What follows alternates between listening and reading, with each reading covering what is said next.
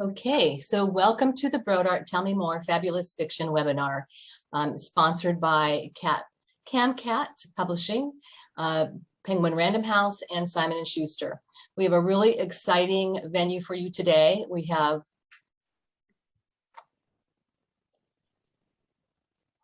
four presenters, two debut authors, one national New York Times best-selling author, and Laura presenting from the CamCat, showing four of her wonderful titles. And I'm going to introduce you to our presenters. We have two presenters. Our moderators are Trish Byrne and Anthony Riad. Trish began her career 32 years ago, and she graduated from St. Joseph's University and began her career at Dreyfus Corporate Library. Then she was hired to the Mamaroneck Public Library in 2000, where she also raised her two sons while she was began her work there, and she worked at Sacred Heart, Pelham Public Library, and Yonkers Riverfront Library, all while still working at Mamaroneck Public Library. She was promoted in 2021 to the head of adult department. And when you don't see her at the library, she is actually at the Hudson Valley River with her family. She really enjoys working in the corporate and the academic side of the libraries, but she really loves the public library side. She feels that it's a very gratifying and wonderful position.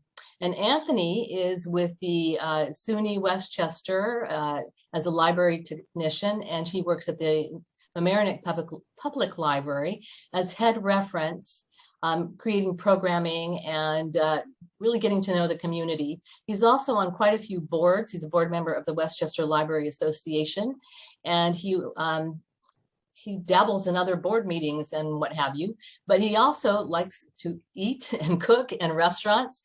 And when he's not cooking and jogging, he's actually writing food reviews. So love to see some of those. So Trish, I'm going to hand it over to you. Thank you so much for the introduction, Elenita, and for inviting us to moderate this wonderful event.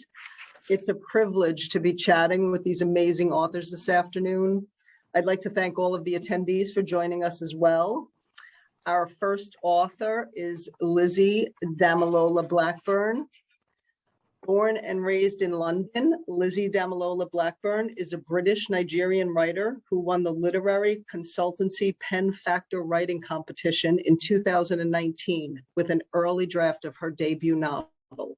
She's been on the receiving end of the question in the title of her novel many times, and now lives with her husband in Milton Keynes, England. Yinka, Where Is Your Husband? Is the story of a 30-something Oxford-educated British Nigerian woman with a well-paid job, good friends, and a mother whose constant refrain is, Yinka, where is your husband? Lizzie's novel is a joy to read. It's warm, funny, and full of relatable characters. So my first question for the author is, what is your inspiration for the story? And welcome, Lizzie. Thank you so much for the warm welcome. So I started writing Yinka, Where's Your Husband? When I was in my early to mid 20s. And like many of my friends, I was being pressured by my dear mum to settle down and find a husband. Because in African culture, as soon as you graduate and you get a steady job, then you need to find a husband. And so I decided to use my experience as inspiration to write the story. And initially it started off a short story, which I had on my blog. And I decided to turn it into a novel much later on when I met this amazing author called Jackie Lay. And she fell in love with Yinka, and she's the one who encouraged me to turn it into a novel. And the rest, as you say, is history. That's amazing. Can you tell us what the writing process is like? Oh, it took like 5 years to write this book because, life just got in the way. And I think finding time was the most difficult part for me because I live in Milton Keynes, which is a 2-hour commute into London. I was working in London at the time. And so it was very hard to find time to write this book. However, it was actually the lockdown which provided a blessing in disguise. I was able to finish my manuscript then. And after a few tweaks and changes from my agent, she suggested them, we were able to then submit it to editors. So it was quite a long process, but towards the end, things happened very, very quickly. Thank you. And tell us a little bit about how winning the TLC's Pen Factor Writing Competition changed your life. It was absolutely amazing. And the creative thing was I wasn't even going to apply for the competition because I read the bios of the previous winners and they all had like an MA in creative writing or like some sort of like writing background. And I didn't have that. I just was a person that just loves writing and reading. But God kind of like tugged on my heart and said, apply, apply, apply. And I applied, and not only was I shortlisted, but I won the competition. And it was through the Pen Factor competition that I met my agent, because she was one of the she was one of the judges on the panel. So after the competition, I followed up with her. I sent her a full chapter, and she said, it's crazy, got in touch with me because I was going to get in touch with you. And then she invited me to her office, and to cut a long story short, she asked me to send her a synopsis and 50 pages of my manuscript. And from there, she decided to represent me. So it was absolutely amazing. I still have the day that I got an agent in my calendar, and it's kind of like an annual holiday that I celebrate each year. I'm sure. That's wonderful. Congratulations. Thank you. Is there a specific message you'd like to share in the novel? So even though Yinka, Where's Your Husband is a love story, it's also a story of self-discovery. So, you know, finding yourself and accepting yourself for who you are. We live in this society, there's so many messages bombarding us and telling us who we should be. And the story is all about, you know, being comfortable in your own skin and owning it. So hopefully when people read that, they can take that away from it. Can you tell us a little bit about the book? Yeah, sure. So Yinka, Where's Your Husband is a romantic comedy, and it follows Yinka, a British Nigerian Christian woman who lives in South London, Peckham. And she's also an Oxford graduate, and she works for an investment bank in the operations team.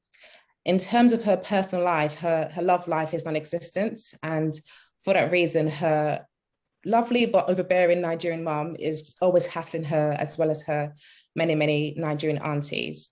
And to make matters worse, her younger sister is not only married, but she's also pregnant. And then her cousin gets engaged. So Yinka decides to take her love life into her own hands. And she decides to set up a plan in the form of a spreadsheet to find a date in time for her cousin's wedding in the summer. But what kind of starts off as a very simple goal turns into something more drastic, and Yinka feels as though she has to change herself in order to find love.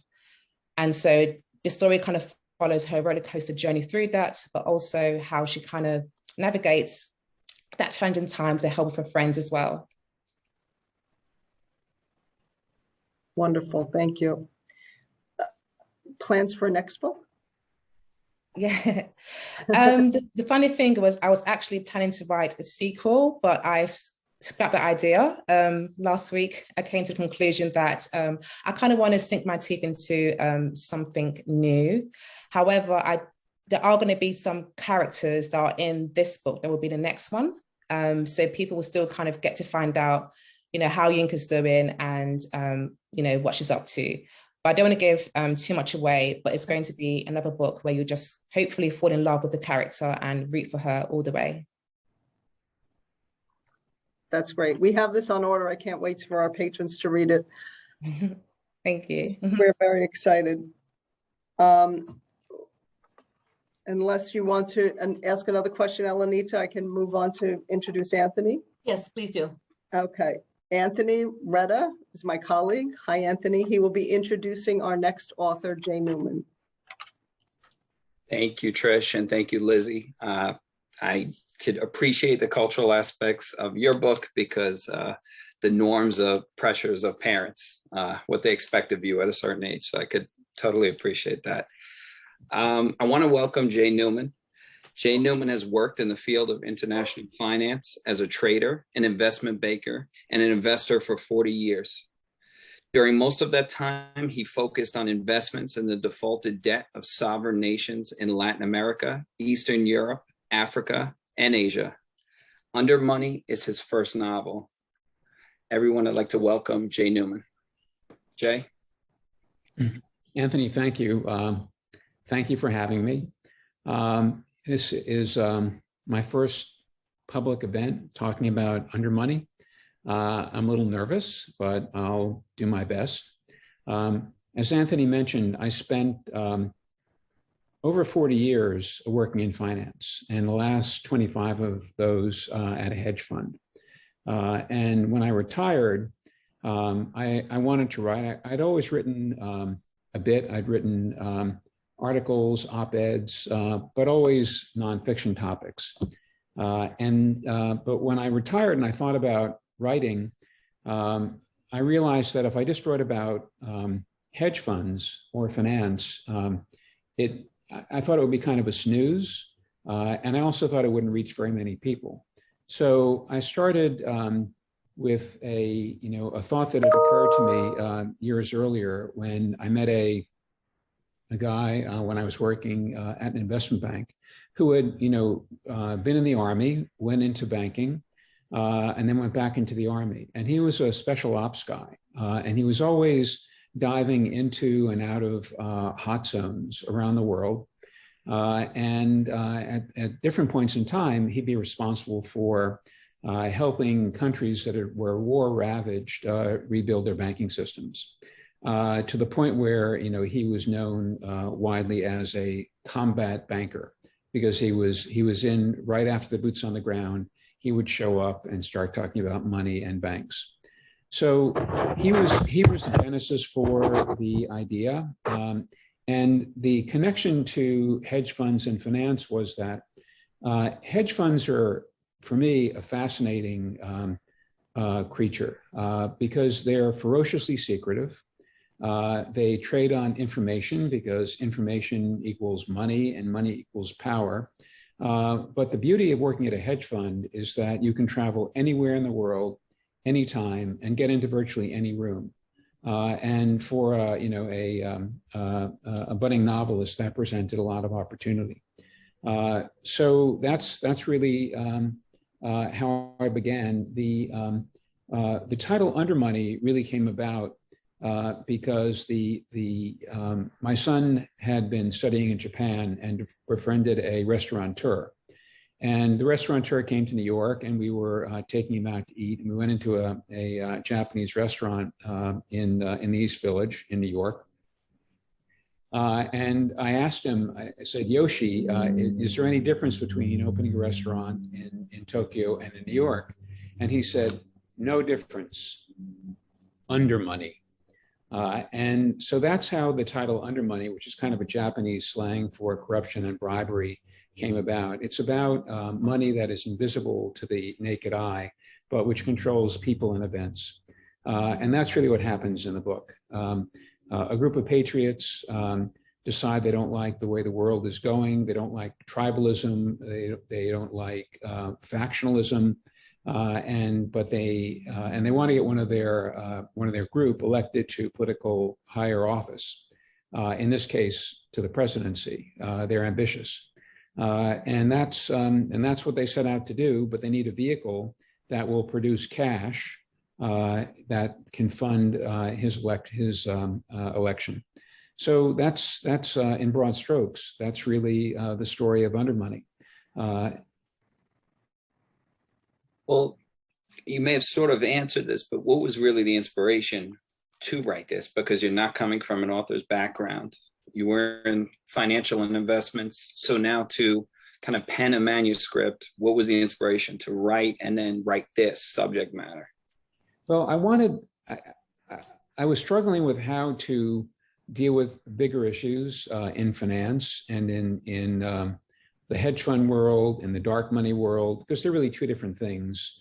But there are vast pools of dark money in the world. And I think we're all reading about it day to day. We read about the Panama Papers, we read about the Pandora Papers, we read about how, the King of Jordan has a $40 million house in Malibu. And all this, all of those, all of the relationships between political figures and bribery and corruption and the flows of that money are what really make the world go round. And I thought that I could tell that story in a way that was entertaining, particularly because what I wanted to do was to encourage people to be skeptical about how the world works. I think we all witness political corruption. I think mostly we're skeptical of politics and politicians, or should be. But I was trying to put that together with business and with patriotism, because my characters are patriotic at the end of the day, and with money.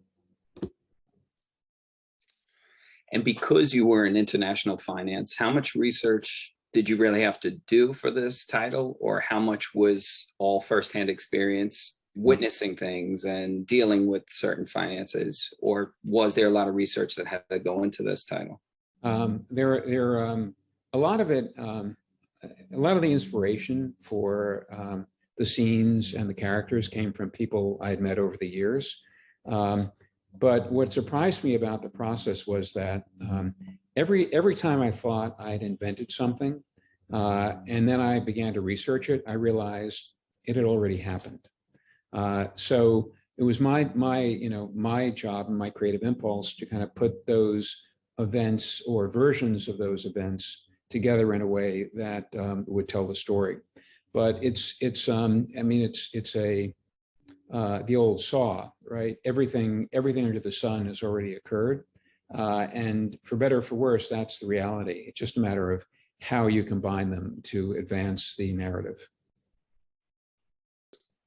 And lastly, what was the most difficult part of the artistic process for you?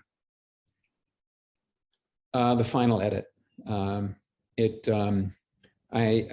was very fortunate to, be introduced by my agent, Sloan Harris, to Colin Harrison, who, and those guys were actually my dream team. I still can't believe they took me on, because when I look at my first manuscript, I realized how much work it needed. It needed a lot of work. But the reason I think they're my dream team is that Sloan represented Jason Matthews, who wrote Red Sparrow, and Colin Harrison edited him. And Jason Matthews was one of my models, one of my idols in thinking about Undermoney and the structure of Undermoney. But the hardest part in the writing process was really that final edit. I had to cut it by 25%, which was really painful because all your babies end up, on the floor, unless you recycle them to another book. And it was we also had a deadline, so it was a real crunch. So it was the hardest thing I've ever done in my life, that final edit. Jay, thank you for sharing. Really appreciate it. Thank you. I'm going to hand it off to Trish now. Trish. Thank you, Anthony. Absolutely.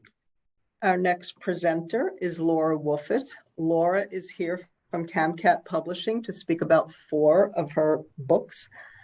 Laura is the Sales and Marketing Director at CamCat. She holds an MFA in Creative Writing Fiction from Eastern Kentucky University and has been in publishing for over 5 years in various capacities, including selling to Barnes & Noble and managing marketing campaigns. She enjoys arts and crafts like watercolor and knitting crochet and loves to read fantasy novels and thrillers. She lives in Cincinnati with her husband and 2 rescue dogs. We are thrilled to have Laura here with us today to talk about some brand new releases that we have in the library. We can't wait to give them to our patrons. The floor is yours, Laura. Oh, thank you. Thank you for having me. So first, I'll go in release order. I'd like to talk to you about They Met in the Tavern, so hopefully you can see the books. I have them here.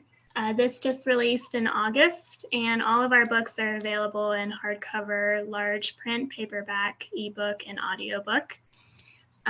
This one is one of my favorites. If you have any D&D lovers in your library, this is a good pick for you. It's an epic fantasy.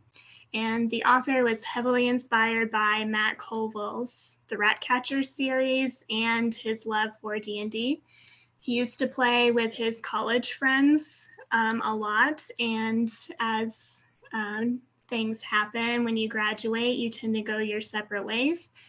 So about 10 years out from graduation, he started to look back at the person that he was when he was graduating and who he is now, and kind of comparing if he achieved some of those goals that he had aspired to be by the time he was in this place that he is now.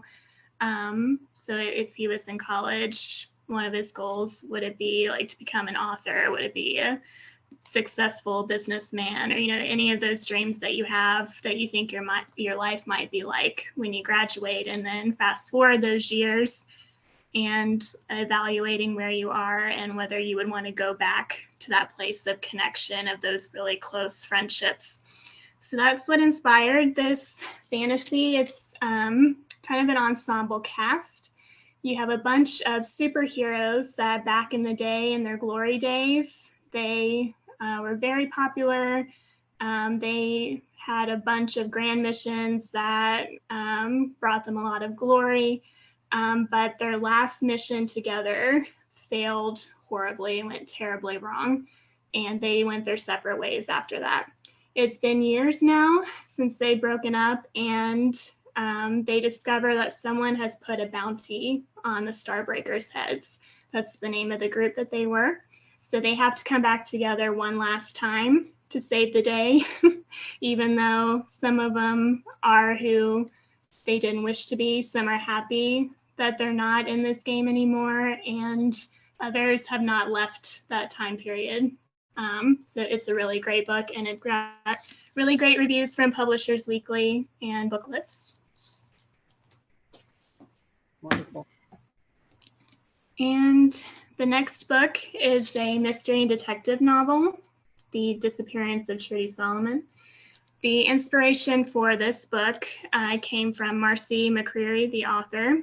She read a Boston Globe article about a cold case that was solved 30 or 40 years later by a chance Social Security number search for a body that the police had found. It ended up not being belonging to the body that they found, but it belonged to a woman that went missing in the 70s, and they had never found her. And so the detectives went to an assisted living place where the woman whose Social Security number they found, and confirmed that it was in fact the woman who went missing 30 or 40 years ago. So they were very pleased that the woman was found safe and okay, but they still have no idea what happened in that 30 to 40 year gap because the woman now has Alzheimer's.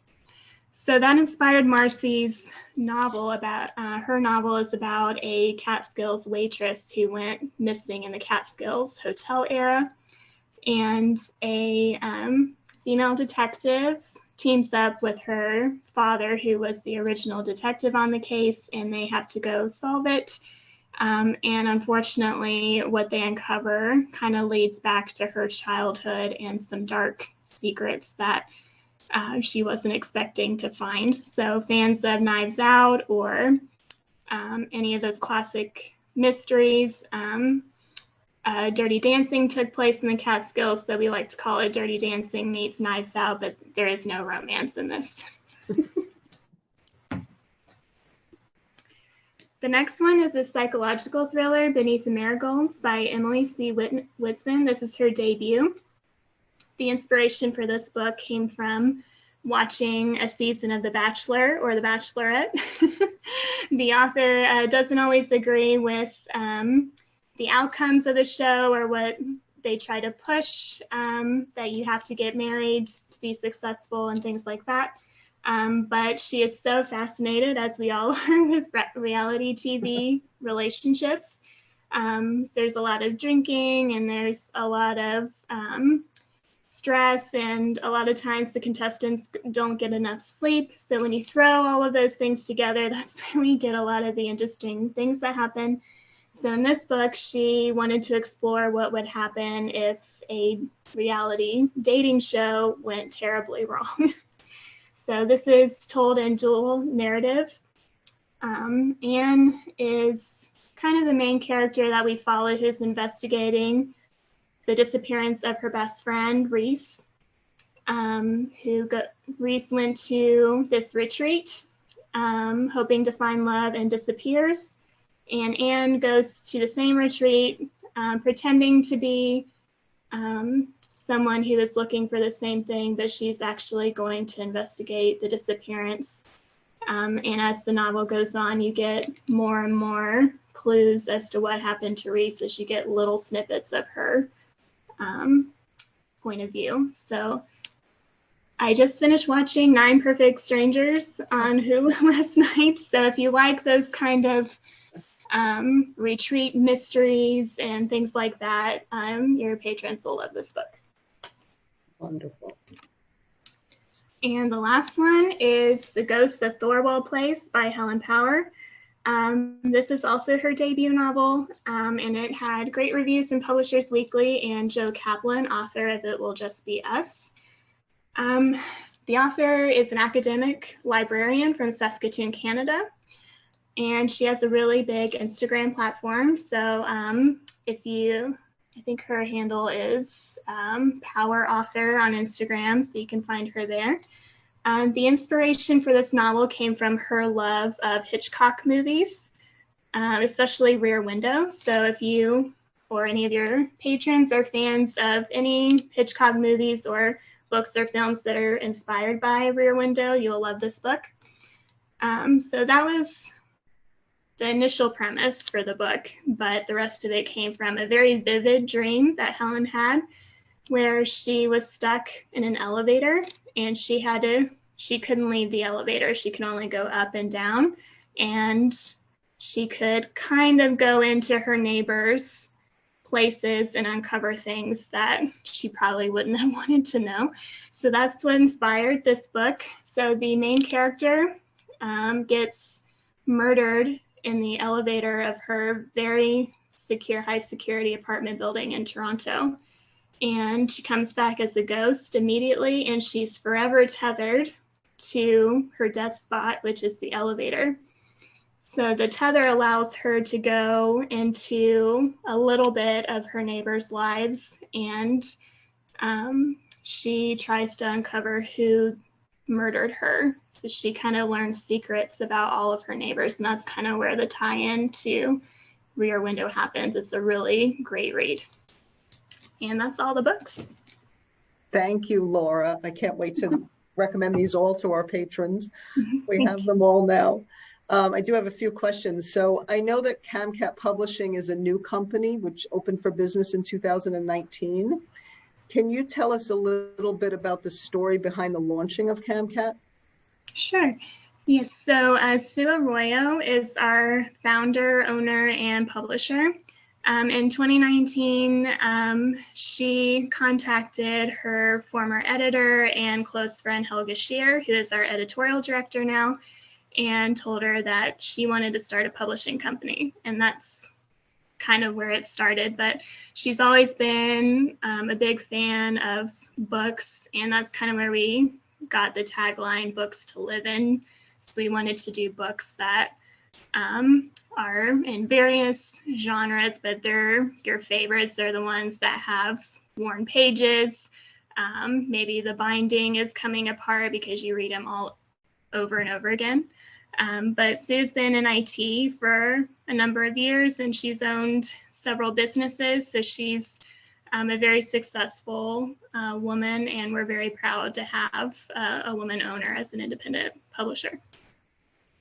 That's wonderful. And how many titles do you publish a year?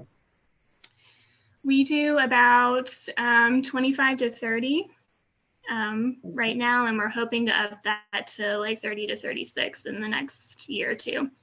And we're very excited that will be distributed by IPG in 2022. So we're in the midst of getting transitioned over to that. So we're very excited. Thank you so much. Thank you for being here. And Thank you. Anthony, you are next. Thank you, Trish. So now the final author, I have the pleasure of introducing Allison Pataki. Allison is the New York Times bestselling author of The Trader's Wife, The Accidental Empress, Sissy, Where the Light Falls, and The Queen's Fortune, as well as a nonfiction memoir, Beauty in the Broken Places, and 2 children's books, Nellie Takes New York and Poppy Takes Paris. Allison's novels have been translated into more than 20 languages. A former news writer and producer, Allison has written for the New York Times, ABC News, the Huffington Post, USA Today, Fox News, and other outlets. She has also appeared on the Today Show, Good Morning America, Fox and Friends, Good Day New York, Good Day Chicago, and MSNBC's Morning Joe. Allison graduated cum laude from Yale University and is a member of the Historical Novel Society, and she lives in New York with her husband and family. Allison, everyone, welcome. Thank you, Anthony, and thank you, Elenita, and to all of the fellow authors, congratulations on your upcoming titles. And I now have a much higher book stack of books that I'm excited to read. And I'm particularly excited to be able to speak, like Jay, this is my first time speaking in public about my upcoming title. And I'm thrilled that it is to the librarians and the biggest readers out there, because libraries hold a special place in my heart. I'm the mom to 3 small children, so libraries have been clutch in saving many a long Saturday or Sunday or afternoon or evening. And I would say actually that one of the tragedies of the pandemic, among many, but on a personal scale, it's just, we really missed our libraries, and we really missed being able to just connect with friends and happen upon readers and happen upon other books and discover beloved books and reunite with beloved books. So it's nice to be sort of feeling like we can begin to go back into libraries again. So thank you for having me today. And as Anthony said, I'm the author of 9 books. The upcoming book, The Magnificent Lives of Marjorie Post, which comes in February, will be book number 9. 2 of them have been children's books. 1 is nonfiction, but historical fiction is really my true love as both a reader and a writer. I am an unapologetic history dork, and so my 2 true loves really are history and reading and books. And so historical fiction to me is just such a perfect blending, and really, to borrow a phrase from Laura, really a place I'm very happy to live in. And so my first book, my first historical fiction, was The Trader's Wife.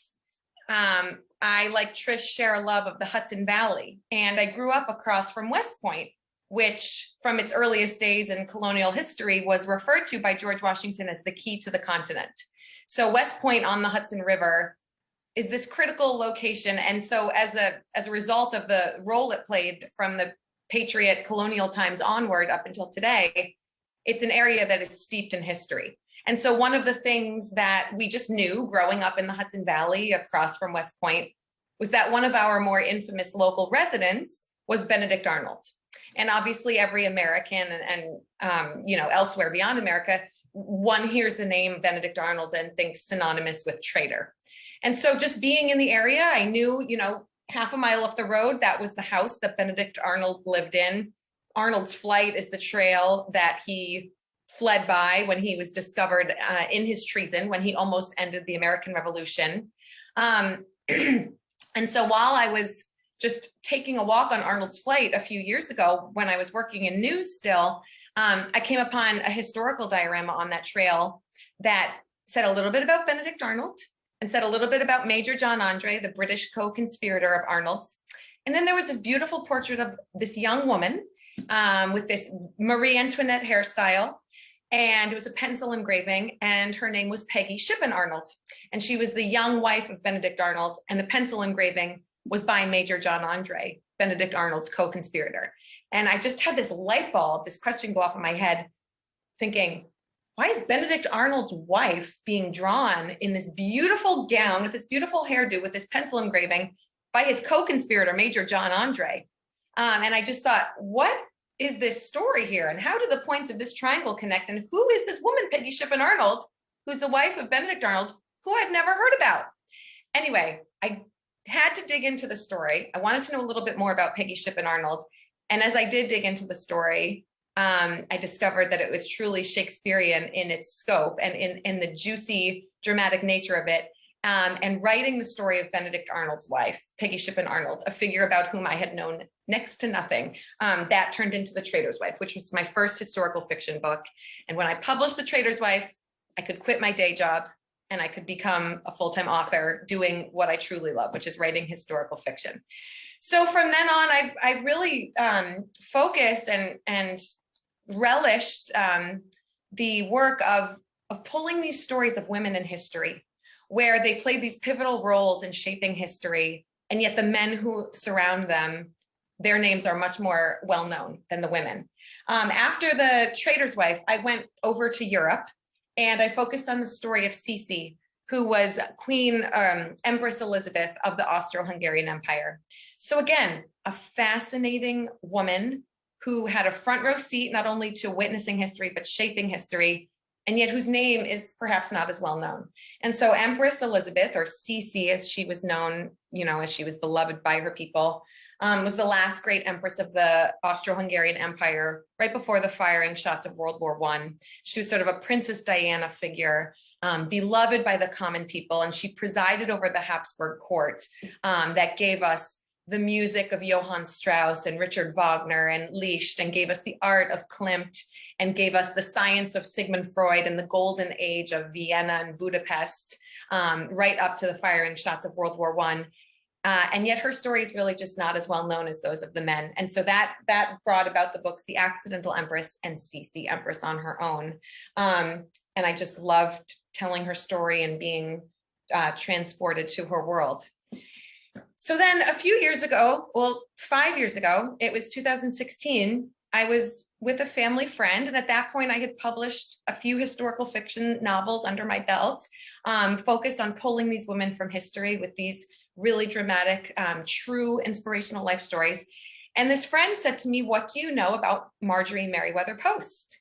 And I didn't know anything about Marjorie Merriweather Post. I thought maybe the Post newspaper, the Washington Post, I thought maybe that was the name. Or I thought maybe Emily Post, the manners maven who gives us, all the dictates on how to be a good hostess and whatnot. But I didn't actually know who Marjorie Merriweather Post was.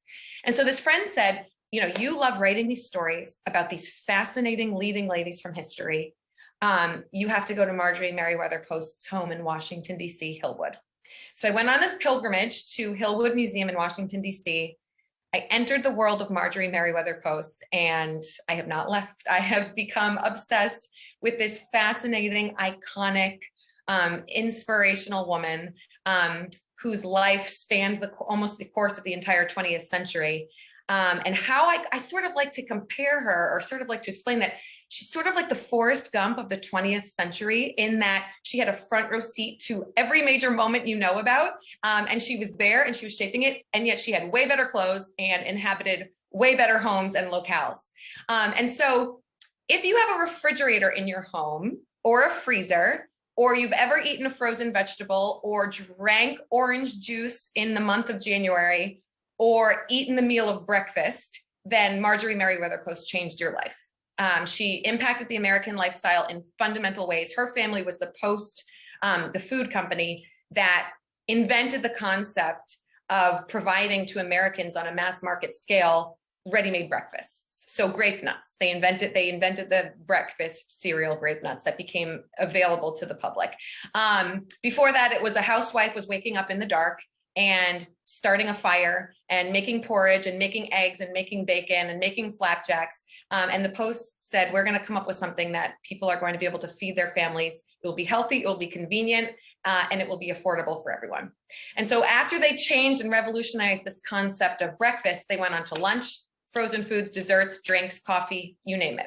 And so she had this incredible fortune. She was the heiress to this fortune, but it was what she really did with that as she came of age as a woman in a man's world, where she really shaped history and changed it forever. So this is a story of a woman who is coming of age in the early 20th century, when it's really, there is not a place for a woman at the man's table of big business. She forged a place for herself there. And then she went on to really interact with every major moment in history, from being in the roaring 20s and being considered possibly the inspiration with her husband for Jay Gatsby and Daisy Buchanan, because they were hanging out with F. Scott Fitzgerald in the Jazz Age Long Island Gold Coast, to then becoming the first United States ambassadress to the Soviet Union, living in Moscow, mingling with the types like Molotov and Litvinov and Stalin, to then running huge, impactful operations during both World War I and World War II, to hosting pretty much every president of her lifetime, being friends with the Roosevelts and the Kennedys, serving in the soup kitchens during the Great Depression, hanging out with Hollywood royalty, building for herself one of the world's largest yachts, building for herself her winter home in Palm Beach called Mar-a-Lago, which was her dream to be left as the winter White House. These are all touchstones in ways that Marjorie Merriweather Post had a profound impact on American history. She was always looking for her true love. She married 4 times and never found the true love, but everything she did was on a grand scale, especially her love stories. And I was struck by something that Lizzie said, where ultimately her character is looking for a husband, but really maybe what she needs to find is find herself. That to me was really the core of Marjorie Post's story as well. This is a woman who married 4 times, took on countless roles in public service, as a leader in society, business, and politics. And ultimately, it's the story of one woman coming back to her own identity time and again, stepping into her own power, finding her own voice, and blazing a trail for women over the course of a really long life that she lived to the absolute fullest. And so I was absolutely enchanted by this figure. I loved writing this story. I was swept up in it. It could have been thousands of pages long, because she just did so much and knew so many people and impacted so many moments. So then that is why the title is The Magnificent Lives of Marjorie Post. And it comes in February, and I can't wait to share it with readers. And that's February 2022. Yes, February of 2022. It feels so far away, but it will be here before we know it. Thank you, Allison.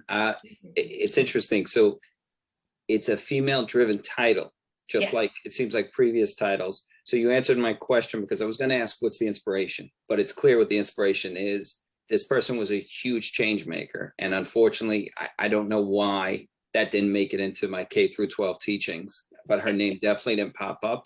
Right. I think because history is probably penned by the male gender more, unfortunately. So I'm glad that story is coming out. What I want to know is, what's the specific message you want to send through this title to the readers?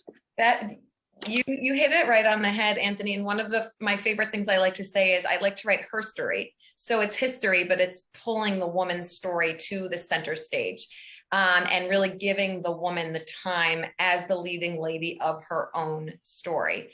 And so what I want people to, I want people to be taken on a lush, entertaining, transportive, but also educational whirlwind tour through history, through the eyes of this amazing, aspirational, and inspirational woman who was shaping history. And what I love about historical fiction, and you touched on this, we learn history in school, but what I love about historical fiction is it's very accessible.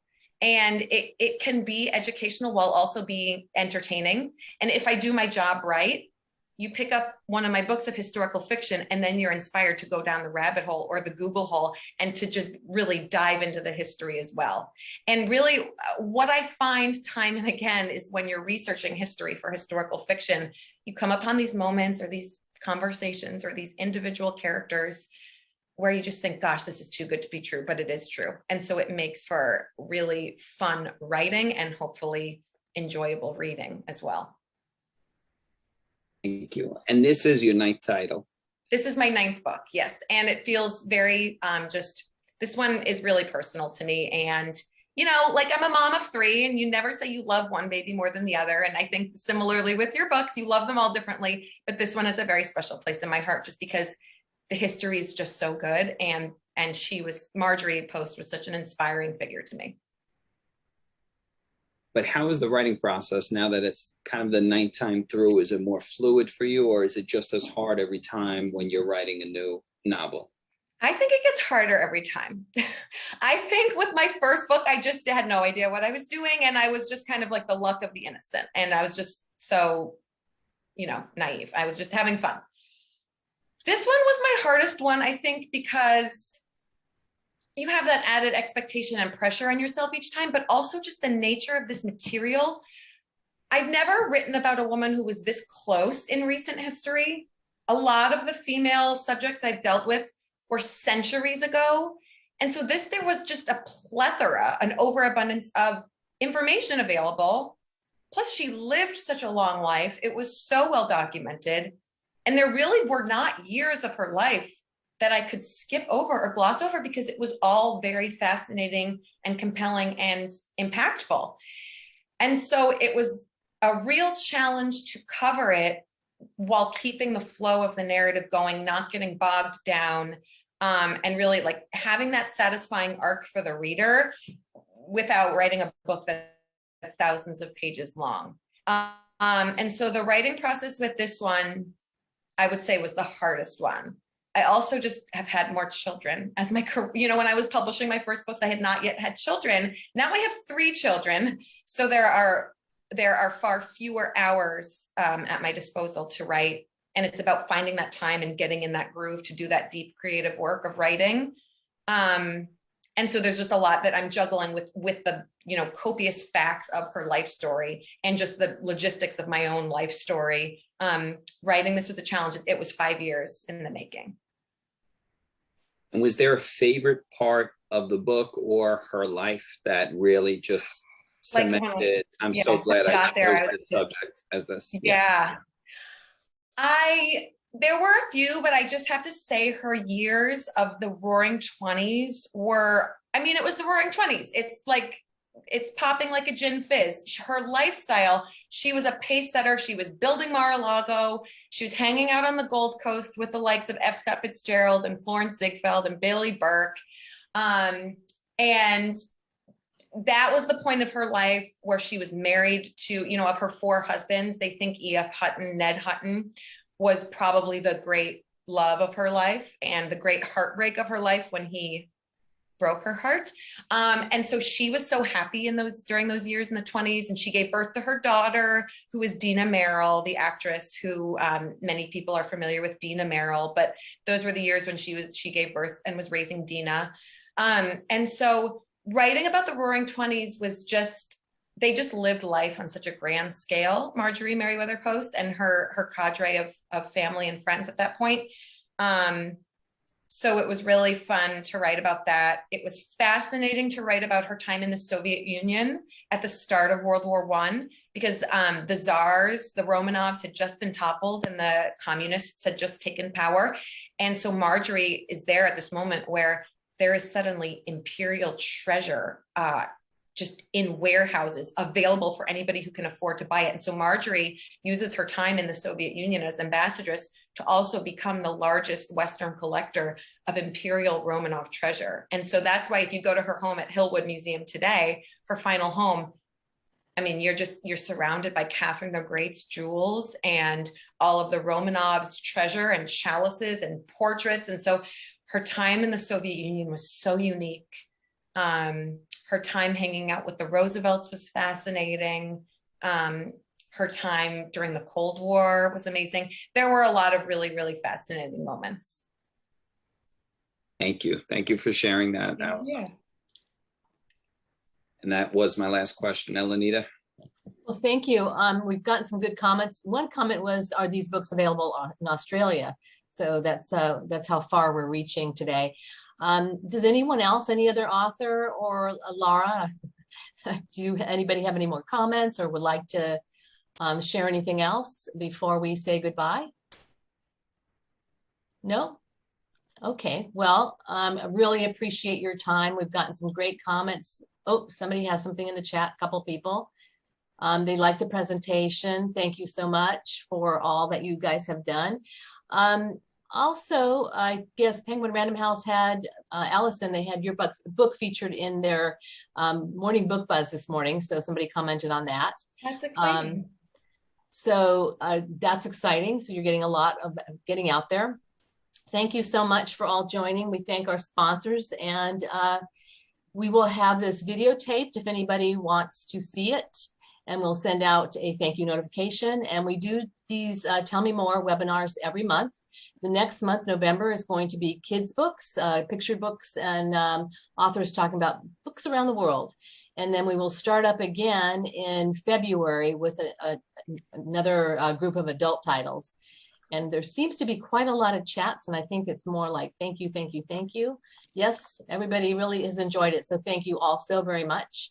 And I'm going to, say goodbye. And again, thank you for joining us, and thank you for the moderators. It was wonderful. Thank you, Elenita, and thank you, everyone. Thank you. Thank you, everyone. Thank you, everyone. Wonderful meeting all of you. Thank Bye-bye. you. Bye-bye. All right, have a nice evening. Bye. Bye.